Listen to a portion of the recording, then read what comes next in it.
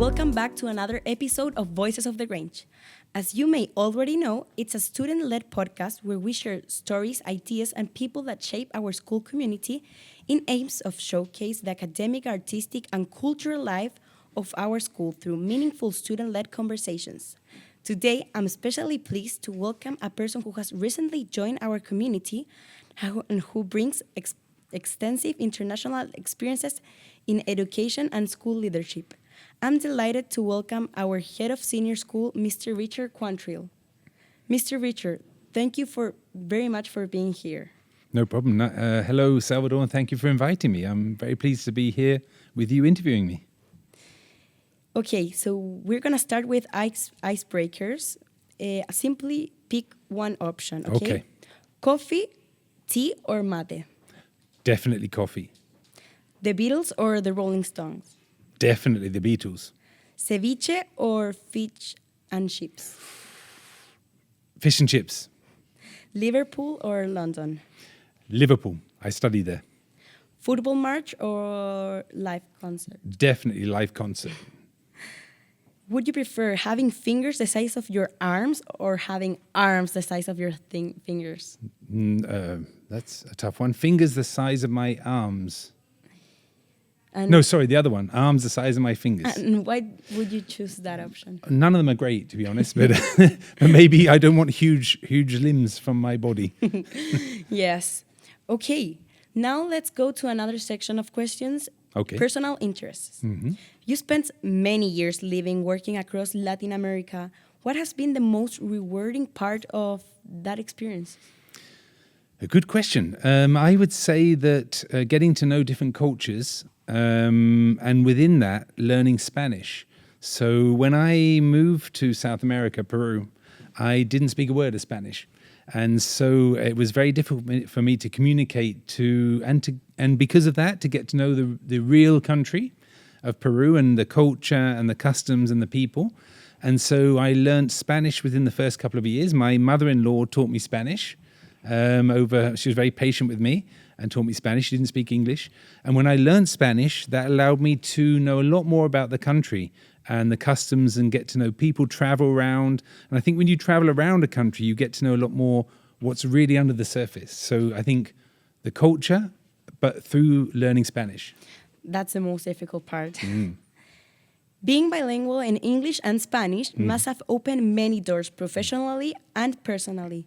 Did you learn Spanish change the way you connect with people of other cultures? Yes, it's interesting you mentioned that it opens doors, but I would say it opened doors to just communication. So do you know where it really is valuable, Salvador? It's really valuable when there's somebody who doesn't speak English and you want to say hello and find out how they are. And those things are really important. So, for example, all my time in South America, it might be somebody who's working as a security guard on the gate or a gardener or somebody in the maintenance or a teacher who doesn't speak. When you are able to speak Spanish, you're able to form a friendship, a relationship, and I think things go much easier that way. That's true. Outside the school, what are some of your favorite hobbies or activities? Well, again, a good question. So I love music. I listen to a lot of music. I'm very high on the Spotify lists of different artists, the top 0.001% of some artists. And I also like cycling. My wife and I, we do a lot of cycling. So here in Santiago, I'm going up Parque Metropolitano. On Sunday, I'm going up all the mountains and traveling around. I go to the gym quite a lot because I find that is good for my mental health. And spending time with my family. I've got 3 boys, and so spending time with them is very valuable to me. I don't know how to manage to do all those hobbies. I couldn't. You studied economic and Latin American studies. Mm-hmm. What first sparked your interest in a region? Are there any topics that you're especially passionate about? Yes, so my degree was in economics in Liverpool University, so that wasn't specializing in Latin America. In fact, there wasn't much about Latin America. But when I did my master's, which was at the University of London, in a place called ILAS, Institute of Latin American Studies, that was because I had met my future wife at that point, who was Peruvian Chilean. And so I became very interested in the background of my wife and what had happened in Peru, the history of Peru and Chile. We used to go to the cinema in London to see Chilean films 28 years ago. And so I thought, okay, I need to learn the language and I need to learn more about the politics, the environment and the economics of those countries. So that's why I did the Masters.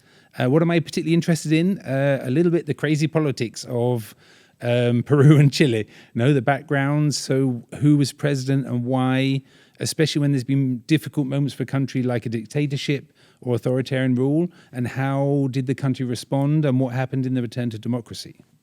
That's amazing. Is there a particular country or city in Latin America that feels especially meaningful to you? Yes, there's two. We're in one, so in Santiago, because it was where my wife was actually born and spent some time of her life. So to come back here 52 years after she was born to live is very significant for me because I think it's important for her. And Lima, Peru, because I spent 21 years in Lima, Peru. And so it became very much like a second home for a long time with its advantages and disadvantages. So the advantages of the food, which we know Peruvian food is very delicious, and the culture there and the people are very warm. And the disadvantages, the traffic is a little bit crazy in Lima, Peru, a little bit dangerous. And crime can be an issue, like everywhere. But those two places have a special place in my heart. Lima for the years I spent there, and Santiago for the background of my wife. That's very beautiful. And 21 years. 21 years in Peru, a long time. As you told me before, you're father of 3 sons. Mm-hmm. What has been the most enjoyable part of being a parent?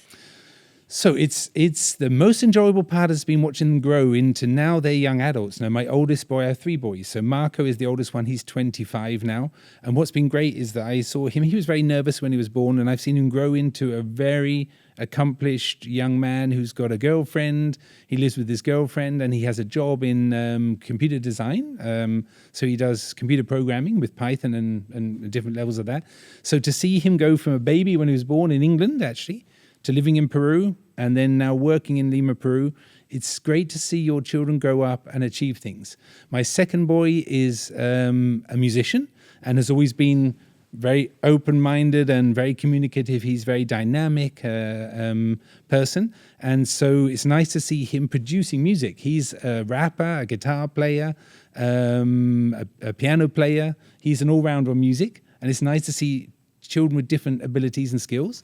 And my third boy is what's great about him is he's an all-rounder. I think that's the Grange profile, is an all-rounder. He's like that. And it's admirable that he wants to be a doctor. He's studying to get into university to be a doctor.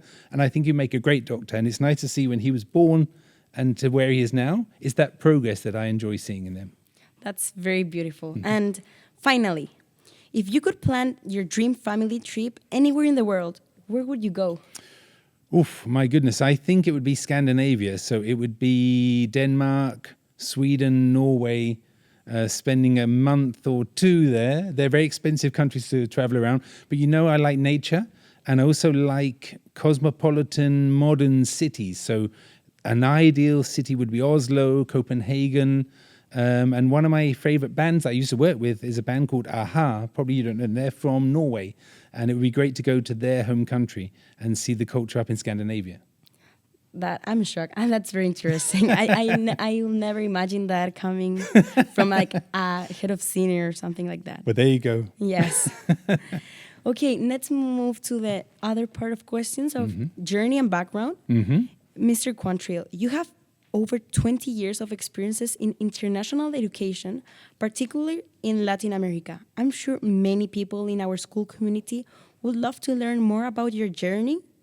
What was the first thing that inspired you to become a teacher? To become a teacher? Okay, so to become a teacher was, because I studied a degree in economics, I did work in economics for a little while. But as like many young people, I was very young at that time when I graduated, I realized although I loved the subject, I didn't enjoy working in that particular area. So the work was different to the study, which I loved. So then I thought, well, okay, what is it that really interests me? And I thought it's people and it's communication and especially helping young people. And so then I thought, okay, what's the best way to do that? It would be to train to be a teacher and then to try And economics is a hard subject. It's very hard. You might find later on, Salvador, if you take it when you do the A levels or the IGCSE, if it's there. And so explaining a very difficult subject to young people to make it so they understand it, and then if they're interested, they go to study it. That's what motivated me. That's very, very interesting. Like it is very, very interesting. Before becoming a school leader, you worked in several different leadership positions, including head of department, head of year, deputy head, and head of secondary. How did those experiences prepare you for your current role? They all contribute. You know, the roles you mentioned, they're very important in the school. So you mentioned head of year. So we have heads of year in senior school, for example, and in upper prep and lower prep also.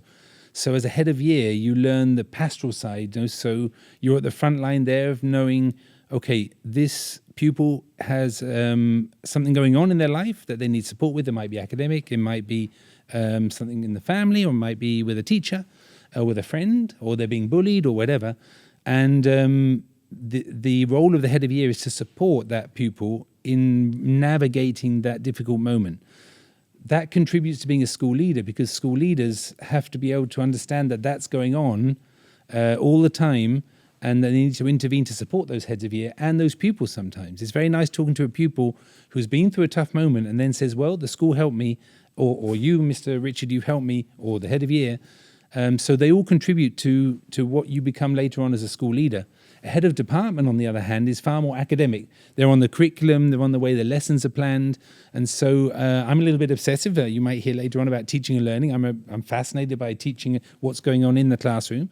So when I was a head of department for economics, I became obsessed with how the students could learn economics, which is a difficult subject, in an easy way. So that contributed to being a school leader, because you need to be able to understand the curriculum across senior school to see how it all fits together. So you've got the pastoral side and you've got the academic side, and they all lead to, I think, developing me into a well-rounded school leader who can see both of those areas. You have done like almost every role at Lots the of school. roles. I was also a color captain for a number, as a teacher leader. And I enjoyed that too. You were like Barbie with all of their jobs. Yeah. Okay, you also complete master degrees in Latin America, studying more recently in National Professional Qualification of Headship qualification in the UK. In your opinion, how important is continuous learning for educators and leaders? I think it's critical, and I think it's not just educators and school leaders. It's every human being. You know, I think that it's something that is in more demand now. We need to evolve constantly, and any human being, not just a school leader or educator, who says, well, I know enough and I'm happy knowing enough, they're going to find that they're either going to get bored, or others are going to get bored, or they're going to get behind. You know, the world is changing so quickly that we constantly need to grow. And one of my favorite sayings is that we all should be lifelong learners. Because we can't stop. And reading, we're in a beautiful library here, Salvador, with this interview, and there's some great books here that we should all be reading, because they're a source of knowledge and growth. So I would say that going back to that specific question, as an educator, education changes. No, for example, we have artificial intelligence coming quick into our lives, and how is that affecting education? How is it affecting your life, your peers' lives, the teachers' lives, producing lessons, our students producing work, using all parts of their brain, or going to ChatGPT and dropping it in? So educators need to manage and navigate, for example, the ethics of artificial intelligence. That wasn't there 5 years ago. So we have to grow and learn about that. Yes, that's true. Or how to complement things with technology. Yes. Mm-hmm. Through your career, you have worked closely with organizations such as the IB and the Latin American Heads Conference. What have you learned from collaborating with international schools across the region? Yes, so the Latin American Heads Conference is 52 schools all over South America, from Mexico down to the Falkland Islands. Have you heard of the Las Malvinas? There's a school in the LHC on Las Malvinas, the Falkland Islands. And so what you learn when you collaborate with other teachers is you all have the same struggles in many respects. You all have the same positive aspects of a school. And that under the surface, education is education. It's basically trying to get young people to understand the world, so they're ready. So when they go out into the world, they know what they want to study and where they want to go with that. So it's reassuring actually being in an organization like that with 52 schools, because when you visit, you see beautiful things about the school, you see committed teachers, you see school leaders really making an effort, and you see some wonderful pupils who are all slightly different, but basically on the same journey. That's admirable. 52 schools? There's 50 in the Latin American Heads Conference. There's 52 schools, so there's quite a few in Chile. I think there's 8 in Chile. Mm-hmm. Okay, now moving again to the school. You joined the Grange quite recently. What attracted you to the school and into this special role? Yes, I would say that part of the Latin American Heads Conference was that we visited different schools. So I came to the Grange actually when 2 years ago, and I met some pupils here who were very funny and wanted to know all about us as teachers and leaders. And I saw a beautiful campus. The Grange is very beautiful. And I saw some very committed teachers. And so I thought, that's a great school. And the fact that it was in Chile, where I knew my wife was originally from, those two things together led to, when the role of head of senior school came up, I thought this is the time to apply and try for that role. And why the head of senior schools? So why not, for example, head of upper prep or head of lower prep? Because I like working with teenagers. You might not believe it, Salvador, but some of us love working with teenagers. And why me with teenagers? Because I think they're in a formative stage. I think young people between the age of 12 and 18, they need a lot of guidance. There's a lot going on in a young person's head, and thoughts and difficult moments. And I think teenagers need adults and educators who care about them and who want the best for them. And so I strongly believe in that, and that's why I like working with teenagers.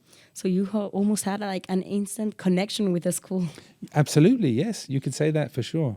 And what are some of your key priorities or goals to the senior school moving forward? Mm-hmm. So I would say, like, looking at exactly what's happening in all the classrooms to make sure that the pupils and the teachers are enjoying every moment of every class.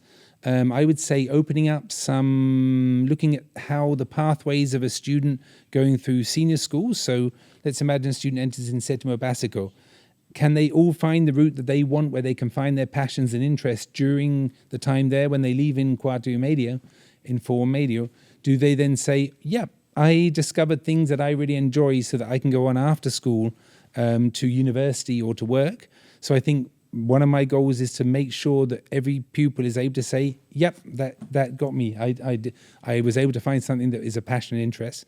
So what's going on in the classroom, the passions and interests, and also the wider thing, for me, because I really into music, it's the arts. So I'm really keen on pupils, if they really like music, painting or art or dance or theatre, they should be able to follow that dream. And I'm hoping that they do and will be able to. So I want to support the arts here at the school too. That's also a very important part absolutely, of the school. Yes. And now moving to the arts, cultures, and extracurricular life, Mr. Quantrill, as you may know, one of the objectives of this podcast is to promote the artistic and cultural life of the school. Why do you believe these areas play such a significant role in education? It links with, it's good, these questions, they follow on from each other. But I think that when you're committed to an art, so for example, a painter or an actor, I believe you like acting yourself. Yes. There's something about creativity in the brain, and creativity that sparks something different than mathematics or economics, my subject. And it's something very valuable, which is the ability to reflect, to learn, to perform, which doesn't always happen in life, Actually being a performer and being in front of an audience, if you think about how many adults are actually doing that regularly, it's not so many. We may go and watch, but at school, you get a special chance to do that, to be creative, to be in a play, to write a song, to paint a picture. And so we have our subjects like art and music and drama and theatre that I think have a special place in the heart of our students who like them.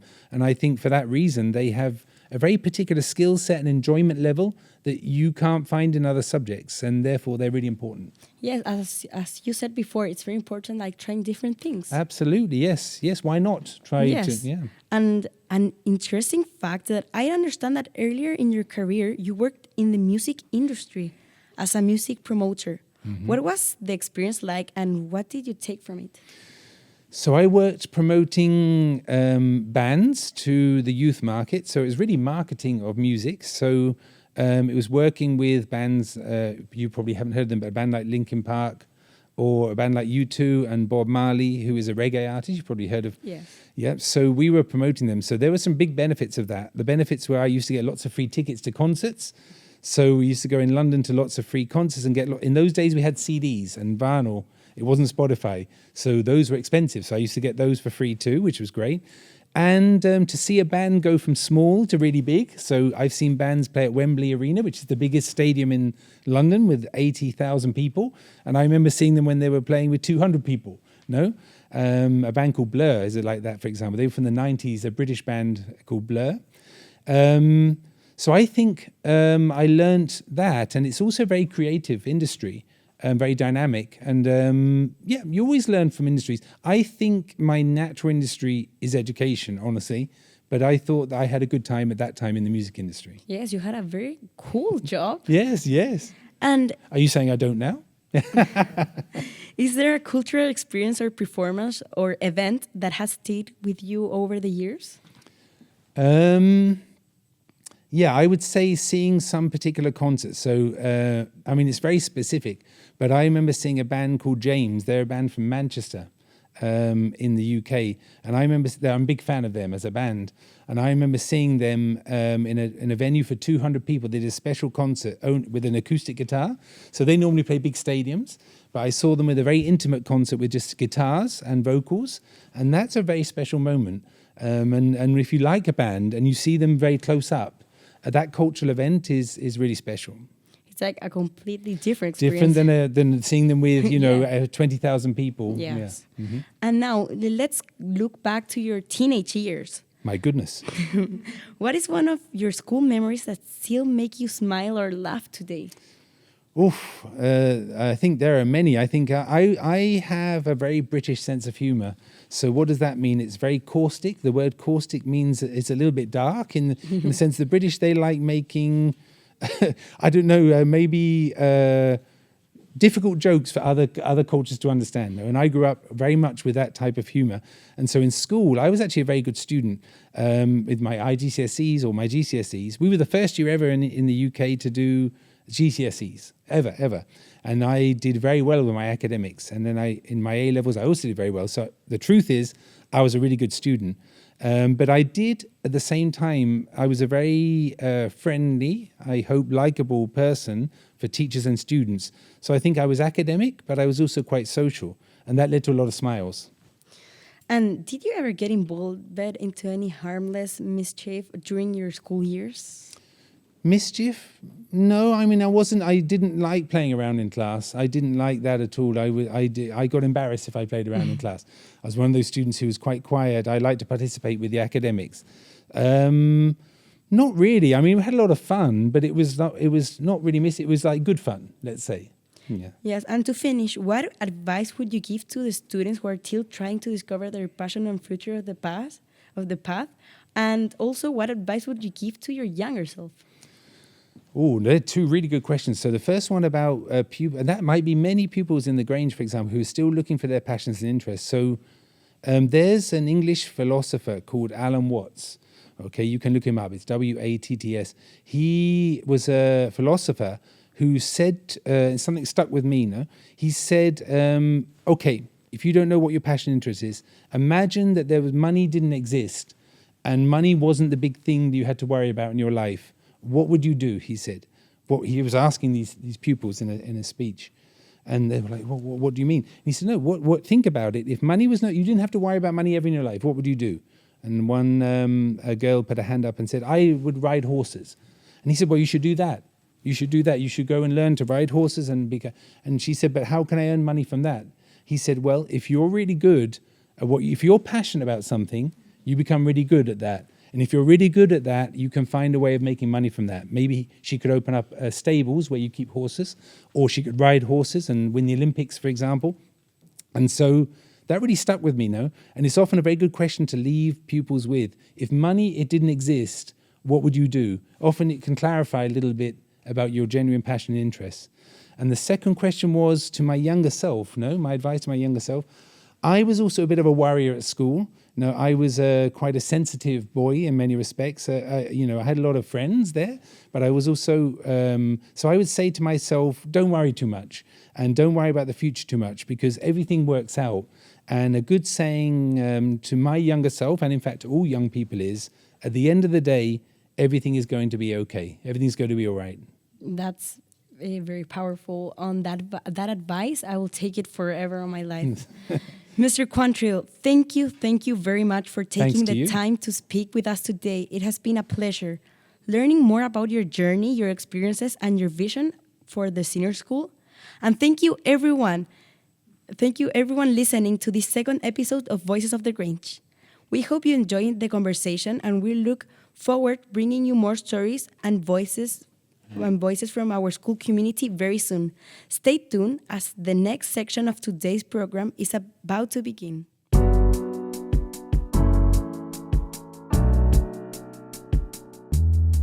Welcome to the second section of today's episode of Voices of the Grange. We are honored to welcome our next guest, visual artist and photographer Verónica Ibáñez Romagnoli, whose work is currently featured at the Grange School through the exhibition Seasonal Festival Autumn 2026.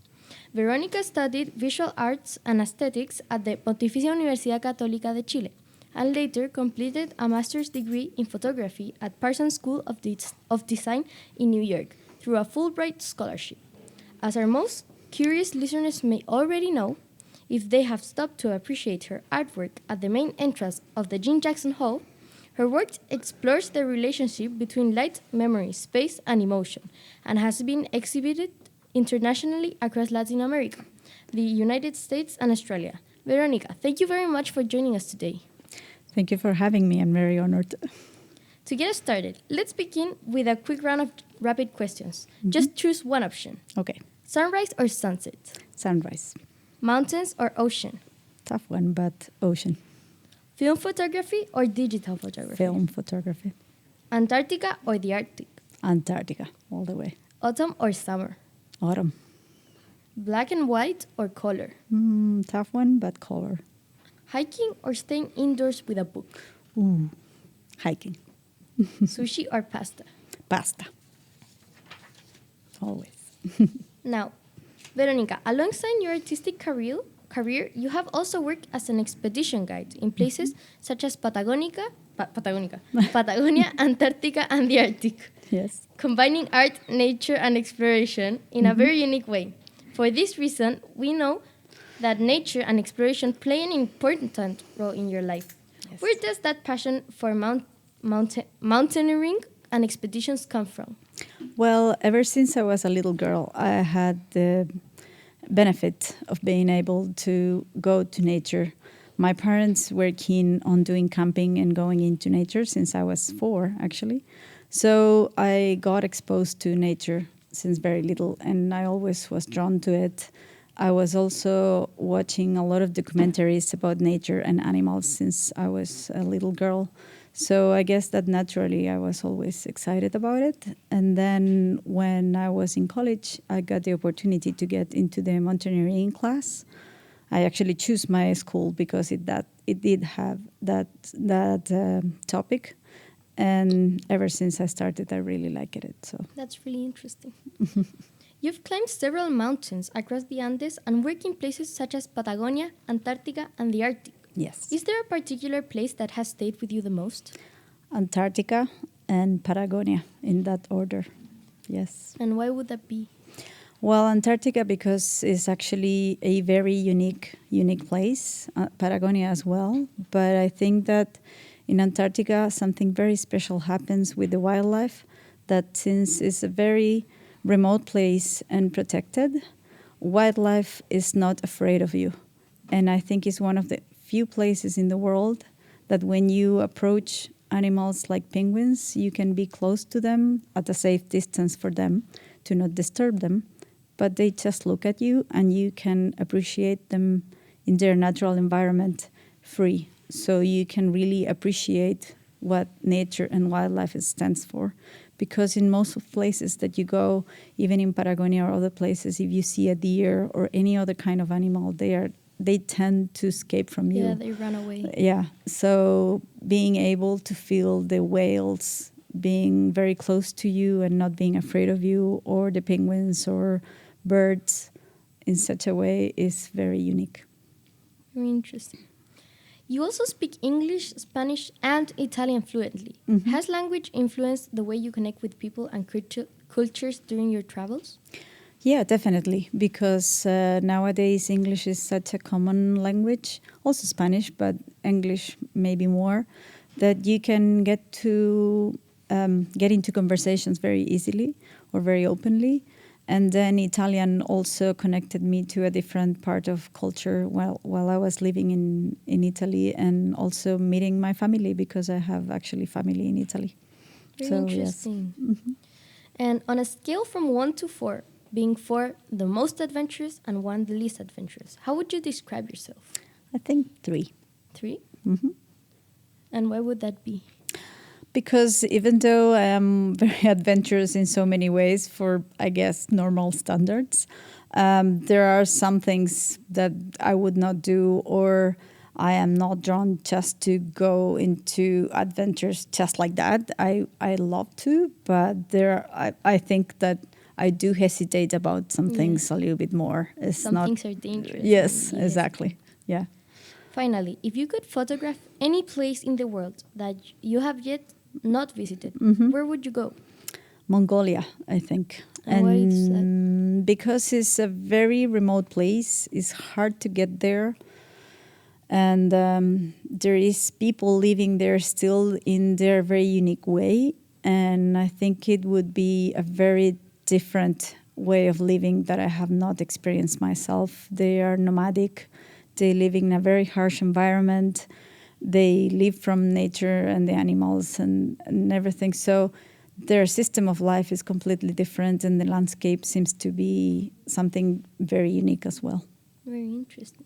Now let's talk about journey and background. Mm-hmm. Verónica, you studied visual arts and aesthetics at Pontificia Universidad Católica de Chile, Mm-hmm. and later completed a master's degree in photography at Parsons School of Design in New York, thanks to a Fulbright scholarship. What first inspired you to pursue art and photography? Well, actually, it's kind of funny because I never really thought that I was going to end up studying arts.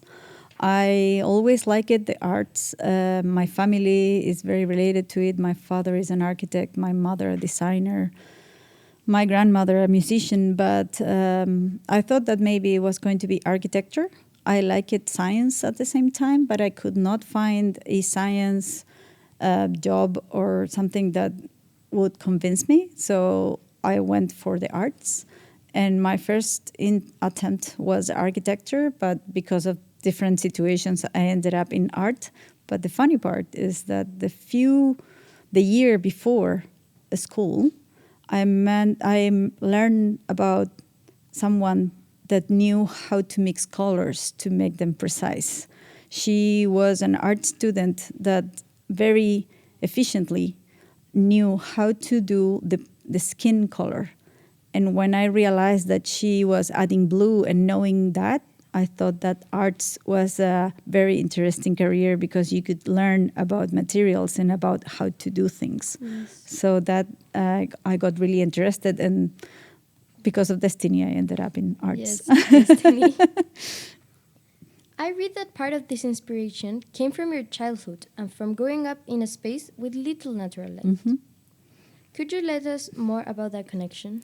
Well, when I was little, I lived in a very beautiful house, and my room was very nice. But because of the orientation of the room, that it was facing south in Santiago, which is the darkest side of things, and also the house behind it was very close, my room was a little bit dark.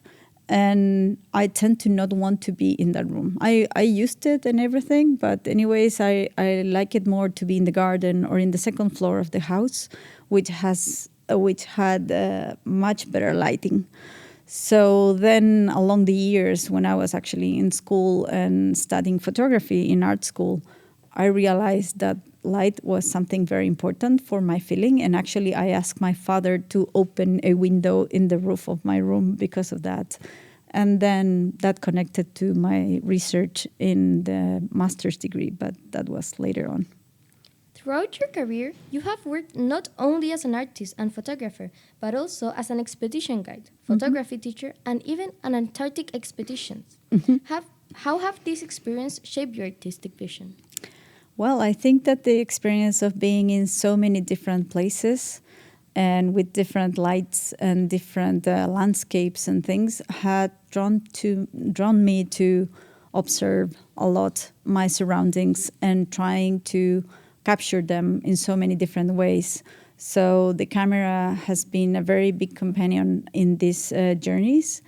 And in the end, I try to find the moment to take the pictures about what I am interested in the arts that not necessarily needs to be with a particular landscape or another one, but having the camera in all these different places has been a big part of being able to use both things at the same time and make them work together. Looking back now, what has been one of the most memorable moments of your artistic journey? I think when I was in New York and I got the experience to work with this old camera, which is called 4x5, and it's a film camera that it's a box that you need to hide behind it. Maybe you have seen pictures of old photographers hiding behind a piece of dark cloth.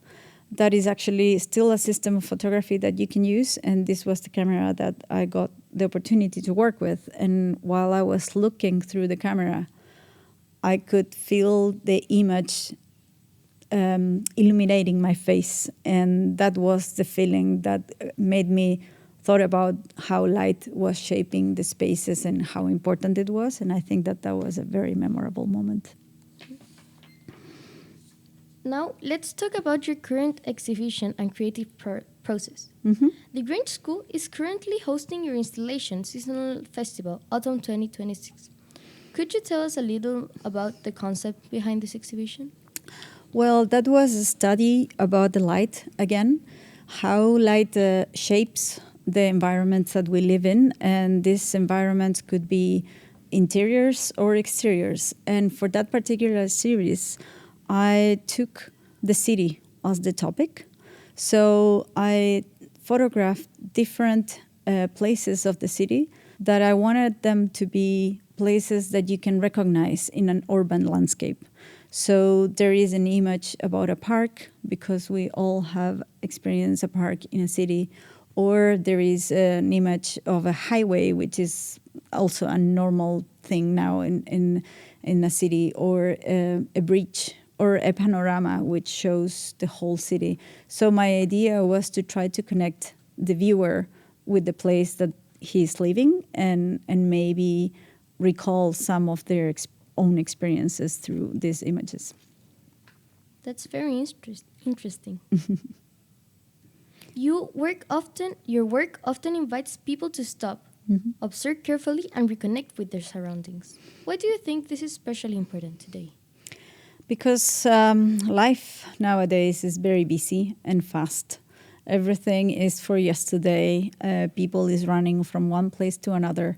So when you have the opportunity to actually stop and observe things around you, I think that makes you be a little bit more present and not forget about who you are or what you are currently living. So I think it's important to stop for a second and give yourself the opportunity to actually reflect on what you're doing or seeing. And look at all the beautiful things in life. Yes. Your exhibition, Luz, Espacio y Memorias, explored how light transforms the way we experience spaces emotionally. What do you hope students feel or reflect when walking through this exhibition?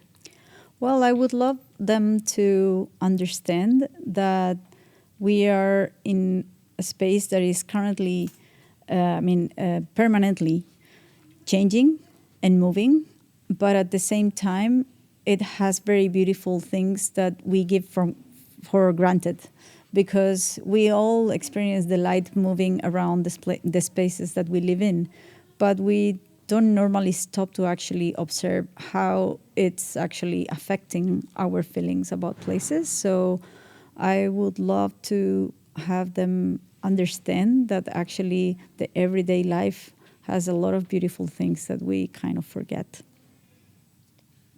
One of the aims of this podcast is to highlight the artistic and cultural life of the school. Mm-hmm. Why do you think the arts are such an important part of education? Well, art is fundamental in life, I think, even though it's difficult to prove it in a way. But I think that art has been always part of human beings. It's our natural response to try to understand who we are. And I think it's the opportunity that we give to ourselves to actually express what we feel or what we think we are in a very spontaneous way. When someone is doing art, is drawing or is singing or is doing any of those things, they are not trying to do something for someone else. They are expressing how they feel. And I think that that's a very important relief and moment to actually embrace. So I think art is absolutely fundamental for education, because it's the place or the situation that you can actually express yourself without any boundaries or rules. In your opinion, what role do art and culture play in helping people and students understand themselves and others? A little bit for the same reason, because you are expressing who you are in any way that you can do it, if it's acting or singing or drawing or painting. It's basically letting yourself come out and show it to others and not being afraid of what is going to come out, because it's just art. It's not that, I don't know how to define it, but it's just there. It's not that you are trying to fit in a different thing. It's just what you are, and I think that that is very important to be able to express. How do you think can photography help people observe the world differently? Well, the thing is, photography has the capacity to kind of freeze a moment or a time or a situation, and it will give you the opportunity to actually look back to it as it was, and it will make you keep memories or to be able to revisit a situation that made you happy or sad, or you wanted to keep it for some reason. And sometimes you are going to remember a lot of things just in your head and you didn't take the picture, and that happens. But other times you kind of forget that you took a picture, and then when you look back, it's like, oh wow, I got this picture, and you are revisiting that moment when you took the camera or your phone or anything to frame and freeze that moment. So I think it's a very useful tool to not forget about things that are important. It's like going back in time. Yes. What advice would you give students who are interested in creative careers but may feel uncertain about pursuing them? I think that if it's coming from yourself, I mean, one phrase that I have heard a long time ago that it's always been true is like, follow your gut. Energy does not lie.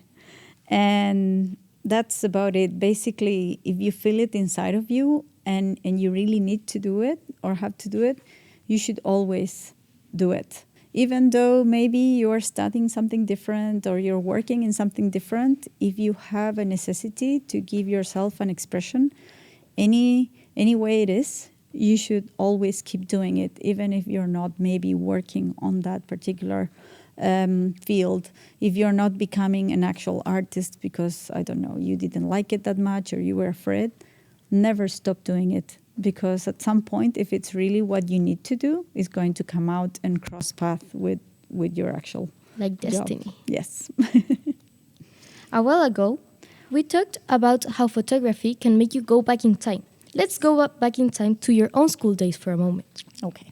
When you were in your final school years, did you already imagine yourself becoming an artist and photographer? Not at all. Never. I thought I was, as I explained before, when I started in arts, I didn't know where I was going. I was really lost. I just found very interesting to learn about materials and about things. I never pictured myself as an artist.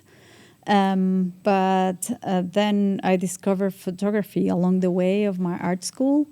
And when I finished school, I realized that actually I could work with photography. And that was way more interesting for me from what I was thinking that I would end up doing. I thought that I was going to be an art restorer, working in restoration and fixing artwork as a job that it would be more concrete. But in the end, I realized that I did not like that kind of job. And I realized that photography was amazing. But I never pictured myself as an artist in photography. I thought that it was going to be a studio photographer for working and doing my art in all the things that I like it. But it ended up crossing together. And here I am. You usually find happiness where you less look for it. Yes. Looking back now, is there something you wish you had known as a teenager? I think that in the end, maybe knowing that there is no straight path to anything, because in the end, life has its own ways, and you are going to find yourself if you're following your heart and you are true to it and you work for it. You're going to end up getting where you want to be, but you should always be true to yourself. And sometimes you get really, really worried about how you're going to end up doing things or what should be the right job for you or how to be the best one. And sometimes it's not about being the best one. It's about being true to yourself and doing it passionately. To finish, after all your experiences traveling, creating, teaching, and exploring, what qualities do you think are most important for young people in today's world? Being authentic, not following just what it's a trend about things, doing the things that you really are interested for and not trying to fit into someone else's shoes or someone else's image. Verónica, thank you very much for joining us today and sharing your experiences, ideas, and artistic journey with us. It has been a real pleasure speaking with you. Thank you very much for having me again. And thank you very much for being part of this episode of Voices on the Grange. To everyone listening, thank you for staying with us and listening to this second section of the podcast. Stay tuned as the last section of today's program is about to begin. Thank you.